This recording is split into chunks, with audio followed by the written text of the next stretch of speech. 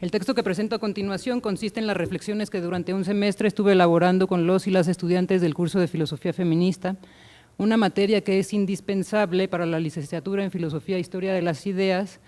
Lo comento porque es raro que en un programa de licenciatura de filosofía tenga el mismo valor curricular la lógica, la filosofía feminista y la filosofía de la economía. Es raro y creo que eso solo pasa en el curso o en el programa de la UACM, que es donde laboro. Lo primero que me parece importante comentar es que la filosofía feminista es una materia que normalmente no imparto, porque hasta hace poco estaba reticente a aceptar mi femenino práctico. Si bien es cierto que los primeros trabajos de investigación, especialmente los del doctorado, realicé estudios de literatura fronteriza comparada con enfoque feminista, en las sucesivas investigaciones me deslindé de los estudios de género y de la teoría feminista. Me aboqué a estudiar las fronteras como concepto y a los sujetos que las habitan desde la ontología social. Relegué la teoría feminista y la teoría literaria o la teoría comparada y me centré en la filosofía de la cultura. Sin embargo, el año pasado, al regresar de sabático, me encuentro con la sorpresa de que me habían asignado filosofía feminista. Esto no se los dije en el curso, Pati, no vayas ahí a acusarme con los estudiantes. Que me habían asignado filosofía feminista como parte de mi carga docente. Evidentemente no era lo que esperaba, pues me interesaba impartir asignaturas que me permitieran reflexionar sobre mis indagaciones de los últimos meses. Tuve poco margen de acción para negarme a impartir la materia y preferí entrar de lleno al por qué me incomodaba impartir una materia en la que muchas veces la ideología queda al descubierto. Pensé en cómo iniciar el curso en una población de estudiantes, la de la UACM, que difiere del resto de las universidades públicas. Decidí empezar con la transgresión, con un texto de Beatriz Preciado denominado El Manifiesto Contrasexual, y no con los textos con los que normalmente se inicia un curso de feminismo, El Segundo Sexo de Simone de Beauvoir. Preciado dice en el manifiesto, y cito: la contrasexualidad no es la creación de una naturaleza, más bien el fin de la naturaleza como orden que legitima la sujeción de los cuerpos a otros. Fin de cita. De ahí evidentemente se desprende toda la discusión que ha sido llevada incluso a las políticas públicas de equidad e igualdad de género, con campañas poco asequibles para comprender, en primer lugar, la diferencia entre equidad e igualdad.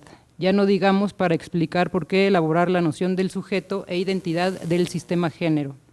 Un sistema que sin duda difícilmente podemos erradicar, pero eso no significa que no podamos deconstruir la dualidad hombre-mujer, como también comenta Preciado, y cito: la nueva sociedad toma el nombre de sociedad contrasexual al menos por dos razones. Uno, y de manera negativa, la sociedad contrasexual se dedica a la deconstrucción sistemática de la naturalización de las prácticas sexuales y del sistema género.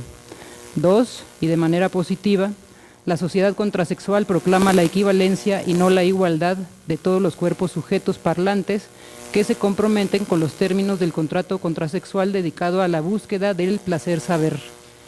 Con este párrafo ya se me había resuelto una duda, la primera del curso: ¿cómo abordar la diferencia entre equidad e igualdad en clase?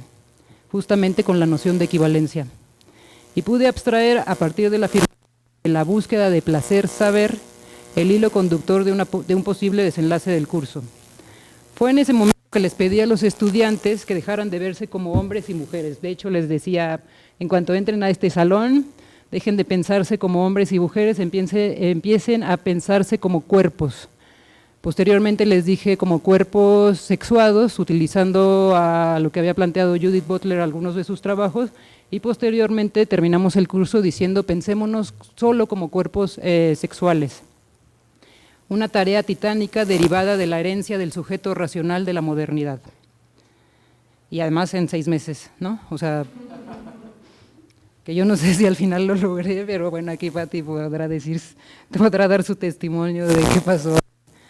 Preciado desarrolla el manifiesto contrasexual en analogía de la biopolítica de Foucault. Y cito: para quien la forma más eficaz de residencia a la producción disciplinaria de la sexualidad de nuestras sociedades libres no es la lucha contra la prohibición, como la propuesta por los motivos de liberación sexual antirrepresivos de los años 70, sino la contraproductividad, es decir, la producción de formas de placer, saber, alternativas de la sexualidad moderna. Fin de cita. Estas formas de placer, saber, alternativas de la sexualidad moderna evidentemente van más allá de los roles del sistema género, de las preferencias sexuales e incluso de las formas o comportamientos sexuales. La contrasexualidad, como afirma Preciado, es también una teoría del cuerpo. Y esta teoría del cuerpo, de la cual algunas teóricas ya habían dado indicios de una posible aproximación, pienso en Donna Haraway, Monique Witting y Judith Butler, se vincula con lo que Foucault denomina dispositivos sexuales o con el suplemento de Derrida. Para Preciado, tanto los dispositivos sexuales como el suplemento se cosifican en el dildo, con la intención de anular el sexo como una tecnología de dominación heterosocial que reduce el cuerpo a zonas erógenas en función de una distribución asimétrica de poder entre los géneros femenino-masculino. Si ya Butler había anunciado su práctica teórica ajena al falocentrismo, en analogía del logocentrismo de Derrida, lo que Preciado propone es mucho más sutil y profundo. Emplear las tecnologías de la corporalidad, entiéndase el dildo, no como el suplemento del pene, sino en analogía del género y con una simbolización indirectamente proporcional. Y cito, Preciado, el género se parece al dildo, porque los dos pasan de la imitación. Su plasticidad carnal desestabiliza la distinción entre lo imitado y el imitador, entre la verdad y la representación de la verdad, entre la referencia y el referente, entre la naturaleza y el artificio, entre los órganos sexuales y las prácticas del deseo. El género podría resultar una tecnología sofisticada que fabrica cuerpos sexuales. Fin de cita. Una vez expuesto el manifiesto contrasexual de Preciado en clase y de haber logrado llamar la atención de los estudiantes, es decir, que no se me fueran tantos, con respecto a su propia identidad sexual fija y los roles que perpetúan en su cotidiano, revisamos otros textos. Un crisol variopinto de exponentes de la Academia Mexicana, desde planteamientos estructuralistas hasta los feminismos autónomos, sin perder de vista cómo redirigir nuestra práctica filosófica a la concepción ontológica de cuerpos sexuales. Aquí quisiera hacer un paréntesis, porque en este punto me parece importante no perder de vista las discusiones que circunscriben la concepción del sujeto desde Descartes hasta nuestra época. No me voy a detener mucho porque nos puede ir toda la mañana en ello, y ¿no? Sí, pues un máster, entonces nada más voy a apuntalar como ciertas cosas. Solo comentaré que la proposición de cuerpos sexuales no se entiende, o no la entiendo, que esto no lo planteamos en clase porque lo fui averiguando después. Por eso puedo ya dar filosofía feminista en otro semestre con más detalle. No se entiende sin la noción de su singularidad múltiple de Deleuze, y cito, lo múltiple pasa a ser sustantivo, multiplicidad y la filosofía una teoría de la multiplicidad que no se refiere a ningún sujeto como unidad preliminar, o que se vuelve importante no es lo que es verdadero o falso, sino lo singular y lo regular, lo notable, lo común. La función de singularidad reemplaza a la de universalidad, en un nuevo campo donde lo universal no tiene uso. Mucho el trabajo que hago en las fronteras es de construir lo universal, que no me da tiempo de plantearlo aquí, pero justamente el trabajo que me interesa es de construirlo a nivel ontológico y a nivel, sobre todo, epistemológico. Elizabeth Rudinesco lo enuncia de la siguiente manera. Deleuze sostenía que todo individuo tiene derecho a elegir su destino, aún a riesgo de su vida. Un sujeto es un sujeto solo porque es, ante todo, un no sujeto. Esto es una singularidad múltiple y siempre desterritorializada. En esta oración nos podríamos quedar bastante más tiempo, pero me interesa precisar lo de la singularidad múltiple y lo de la desterritorialización, también por el tema de fronteras que trabajo y donde circunscribo al sujeto fronterizo. Hasta ahora ya he enunciado varios aspectos que le dan forma a este cuerpo sexual que se diferencia del sistema sexo-género. Por un lado, incorpora la búsqueda del placer-saber, que eso me parece es un puente epistemológico para una posible teoría del feminismo posmoderna de alguna forma. a la que se refiere Preciado, por otro lado, es una singularidad múltiple en el sentido deleuziano y desterritorializada de acuerdo a Rudinesco. El siguiente nivel de análisis corresponde a la agencia. Empleo la noción de agencia desde mis primeras investigaciones, especialmente en el análisis de la escritura chicana y fronteriza, no solo para enunciar la importancia de los sujetos transfronterizos en el norte de México y los sujetos chicanos en el sur de Estados Unidos, sino también para conformar el modelo epistemológico de la frontera, que consiste en desarrollar 4 categorías analíticas que me permiten realizar estudios comparados fronterizos, pensar modelos de acuerdo a las zonas de convivencia fronteriza que analizo y proponer políticas públicas. En la clase de filosofía feminista, la agencia lo abordamos desde el texto de El grito de Antígona de Judith Butler. Un análisis que alude a la reivindicación que supone el acto del entierro, del acto que cumple la reivindicación del desafío. La anécdota de este mito de Sófocles consiste en que Antígona desobedece la ley impuesta por Creonte de realizar ritos fúnebres al cuerpo de Polínices como castigo ejemplar por traición a su patria. Creonte increpa a Antígona por haber enterrado a Polínices y manda matarla. Butler pregunta: ¿cuál es el legado fáctico que se constituye a través del instrumento de su agencia? ¿Es su fatalidad una necesidad? De construir la muerte de Antígona en clase nos llevó al análisis de varias situaciones. Una fue justamente el tema de la obediencia a la ley, otra el tema del incesto y finalmente el abordaje del tema del parentesco. Estos aspectos son desarrollados en el libro en diálogo con varios autores, pasando por Hegel hasta llegar a Zizek. El análisis no solo es interesante e innovador, sino que increpa en su totalidad el sistema sexo-género y sus ramificaciones desde los griegos hasta nuestros días, y cito a Butler. La figura de Antígona, sin embargo, podría obligar a hacer una lectura que cuestionara esta estructura, porque ella no se ajusta a la ley simbólica y no prefigura un restablecimiento final de la ley. Su crimen es condenado por el hecho de que la línea de parentesco que le desciende y que transmite se deriva de una posición paternal que ya está condenada por el acto incestuoso, que es la condición de su propia existencia, que hace de su hermano su padre, que empieza una narrativa que ella ocupa lingüísticamente, cada posición de parentesco excepto madre, y ocupa esas posiciones a expensas de la coherencia de parentesco y de género. Fin de cita. La lectura que hicimos del mito en clase nos llevó a concluir que el parentesco sin duda determina nuestra condición identitaria dentro del sistema sexo-género, no solo a nivel de la ley, sino también de los afectos y las afectividades.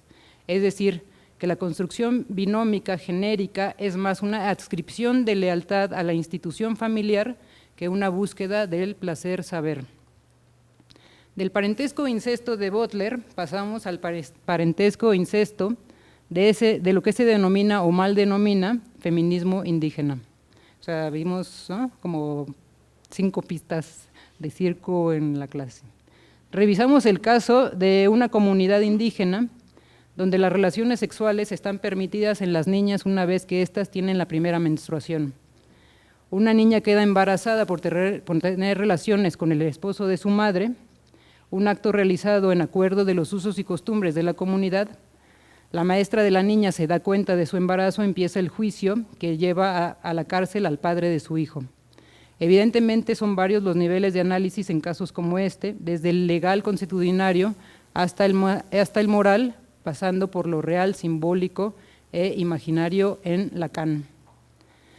Sin embargo, por ahora me interesa resaltar que desde la academia algunas veces nos olvidamos que somos cuerpos sexuales y actuamos desde el sistema sexo-género, es decir, reproducimos el colonialismo interno que tanto hemos cuestionado, especialmente con las mujeres indígenas. Un colonialismo que a su vez ha sido una forma de epistemicidio. En este sentido, Francesca Gargallo, en su libro Feminismos desde Abya Yala, se pregunta si es posible la existencia de pensamientos feministas de cuño no occidental, aquellos que no estén concebidos desde fundamentos o bases de la modernidad. La respuesta, evidente por lo menos para mí, es que sí existen pensamientos de cuño no occidental y que no alcanzan a ser introyectados como feministas. En todo caso, las prácticas comunitarias indígenas en muchos casos están vinculadas con el buen vivir. Las últimas lecturas del curso giraron alrededor de los feminicidios, que ya había trabajado en mis investigaciones fronterizas, de los epistemicidios y otras formas de imposiciones, dominaciones y colonialismos, aspectos todos ellos que estoy desarrollando en mis investigaciones actuales. El último eslabón de mi plática, las afecciones, se deduce de Spinoza y específicamente de la parte tercera de su Ética, a la que se refiere del origen y naturaleza de los afectos. Spinoza elabora un glosario en esta parte tercera de los afectos partiendo de la base de que todos tenemos la capacidad de afectar y ser afectados.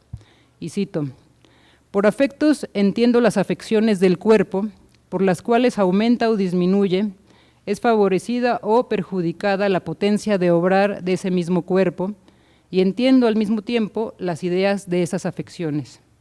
Así pues, si podemos ser causa adecuada de alguna de esas afecciones, entonces entiendo por afecto una acción, en los otros casos una pasión.